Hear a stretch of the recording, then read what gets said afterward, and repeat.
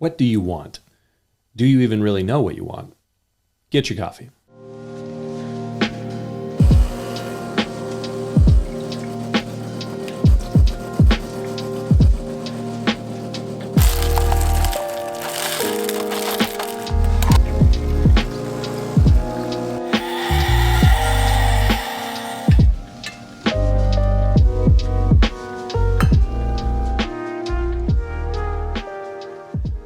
Do you want to be made well?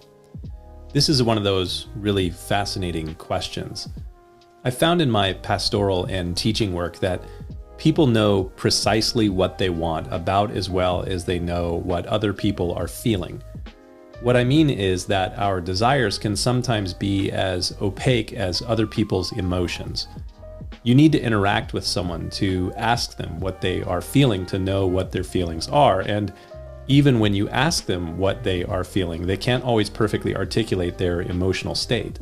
In the same way, when I meet with someone that is having a tough go of it, things are weighing upon them and life isn't quite going the way that they wish that it would, I'll ask them, if you could have anything you want or do anything you want and nothing was standing in the way, what would you want?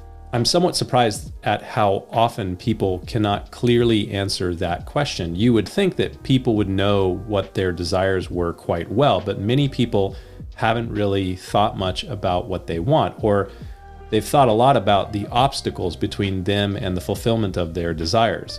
But as I said previously, desires can sometimes be about as clear to us as the emotions of another person are. And if you're going to know how another person is feeling, you will have to ask them. And if you're going to know what you actually want, what your desires actually are, you're going to have to sit down and ask yourself, what do I really want? To some of you, this may seem strange, but I've interacted with a lot of people in more than 2 decades of working as a pastor and as a teacher who are stuck. They are stuck waiting for something to happen that might cure whatever ailment has them stuck. And a number of them are stuck on this question: what does God want me to do? The will of God. For religious people, for Christians especially, that is a big thing. And I think it is on some levels a good thing that people are waiting and even wanting divine direction for their life. But more than a few people get stuck waiting for God to do something. They never get to their will or desire because they want to know what God's will or desire is. But I've discovered that God often moves us by desire. So the question becomes really important. What do you want? And this whole issue of desire causes a real internal wrestling match. It seems that a lot of people in our culture have a hard time with desire because of some austere impulse toward a stoic asceticism. We tend to immediately think that desire is carnal, that it's wrong. That's not to say that there aren't carnal desires. There are bad desires, but desire in and of itself is not necessarily evil. So what do you want to do?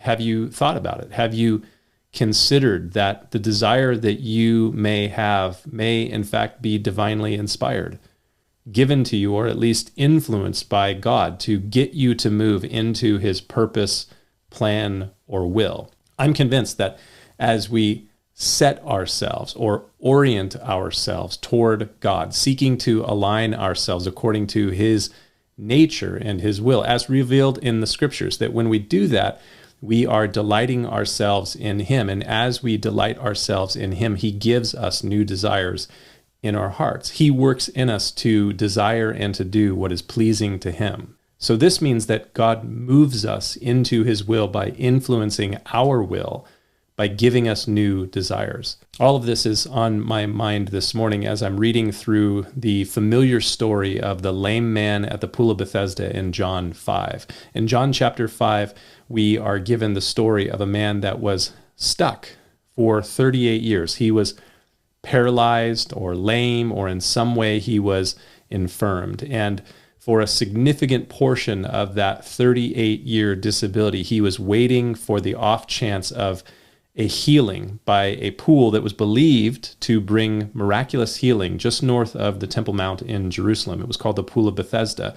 And John records that Jesus came to this man who was with many other ill people at the pool who were all waiting for the moving of the water. And Jesus asked him, "Do you want to be made well?" These sick people were waiting for the moving of the water because there was a belief among them that from time to time an angel would come down from heaven and disturb or stir the water of the pool, and the first person to get into the water after the moving of the water would be healed. So they were all waiting for the moving of the water, and Jesus comes to this lame man and says, "Do you want to be made well?"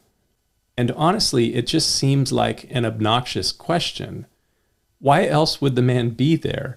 He'd been there for a very long time. He wasn't there because he liked the scenery. He wasn't there because he enjoyed laying around with a whole bunch of other sick people. He was there because he wanted to be made well. But instead of answering rudely back to Jesus' seemingly obnoxious question, he responded, "Sir, I have no one to put me into the pool when the water is stirred up. But while I'm coming, another steps down before me." Every time I read that, I'm struck with a little bit of emotion. This guy, he did know what he wanted. He knew his desire. Of course, he wanted to be made whole or well, but he only saw the obstacles. He was stuck waiting for something or someone to help him to move. If only I had someone that could make this happen for me. And Jesus said to him, "Rise, take up your bed and walk." And immediately the man was made well and took up his bed and walked. Do you know what you want? Are you hung up on all the obstacles? Perhaps the Lord would say to you, get up and start moving forward. Something to think about. We'll see you next time.